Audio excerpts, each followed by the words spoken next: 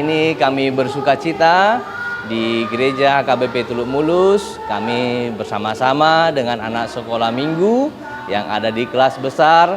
Kami melaksanakan ibadah perayaan Natal yang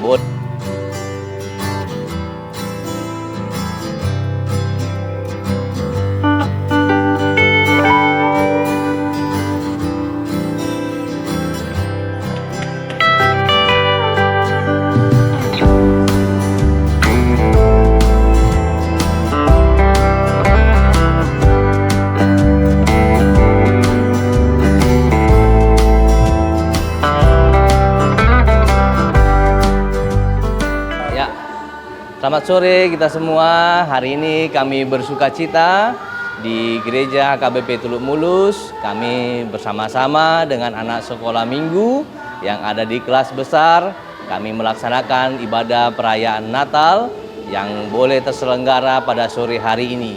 Tadi kami mulai dari pukul 4 dan kami tetap bersemangat, bersukacita sampai akhir acara. Ada begitu banyak hal yang boleh kami tampilkan. Kami boleh beribadah, disapa oleh firman Tuhan, bahkan juga kami boleh bersama-sama dalam sukacita perayaan. Ada tarian, ada persembahan pujian, puisi, dan banyak hal sebagai ungkapan syukur atas kelahiran Kristus Sang Juru Selamat kami. Kami berharap melalui perayaan Natal anak sekolah minggu ini juga boleh ada sukacita bagi kita semua.